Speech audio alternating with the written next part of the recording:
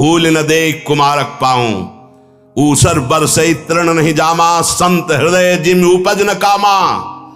जैसे ऊसर में कितनी भी वर्षा हो घास नहीं जगेगी, ऐसे कितने भोगों का सानिध्य हो भगवत चित्त में कभी काम जागृत नहीं हो सकता, वासना जागृत नहीं हो सकती। भगवत चित्त आप ही हैं, कोई और नहीं है। आप भगवान के अंश हैं। नाम जप नहीं है तो रोज कसम खाओगे, रोज टूटेगी। खूब अनुभव की बातें कह रहा हूं, खूब देखे हुए, सुने हुए, समझे हुए ये बातें हैं।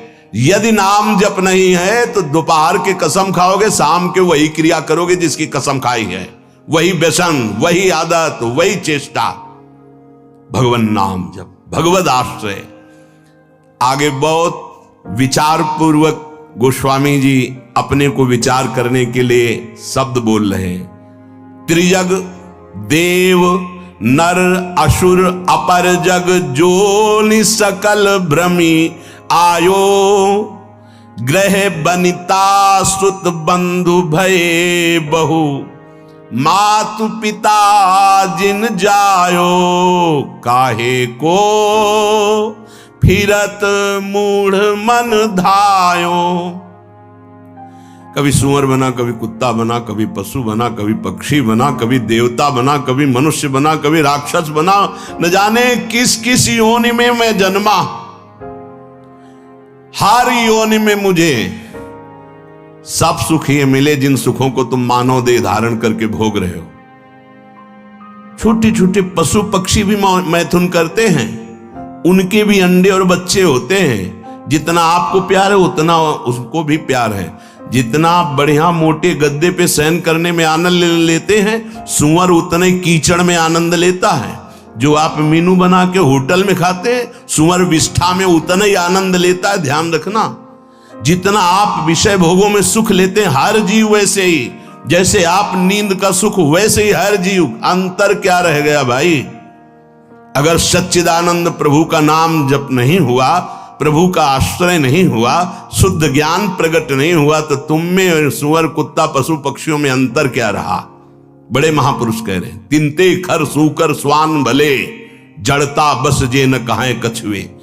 कौन सा ऐसा देह है जो आज तक हमें मिला ना हो?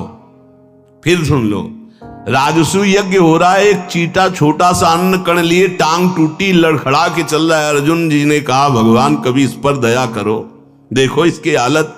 बोले 14 बार इंद्र बन चुका है। अपने को लगता है टूटी टांग चीटा कितना कष्ट पा रहा है सृष्टि में। 14 बार इंद्र बन चुका है, तो अपने क्या क्या बन गए होंगे? गोस्वामी जी कह रहे, पशु पक्षी सुअर कुत्ता त्रिजग योनियों में देवता बने, मनुष्य बने, राक्षस बने, क्या क्या नहीं बने। अब इस समय अवसर मिला पुनः मानव देह मिलकर, तो ये मूर्खता सवार हो गई। फिर वही भोग, फिर वही पापाचरण, फिर वही मनमानी। क्यों? क्योंकि घर में यही शिक्षा दी जा रही।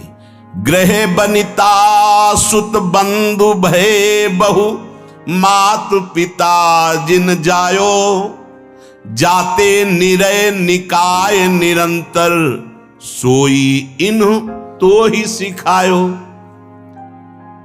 इन सबने जितने संबंधी मिले, कभी ये नहीं बताया कि बैठ करके भगवान का नाम जप कर थोड़ी देर तेरा परम मंगल हो जाएगा, तेरी बुद्धि शुद्ध हो जाएगी। जिससे हमें नरक मिले, घोर दुख मिले, वही आचरण मेरे माता पिता ने, परिवार वालों ने सिखाया। मात पिता बाल कहीं बुलावें, उदर भरे सोई जतन सिखावें।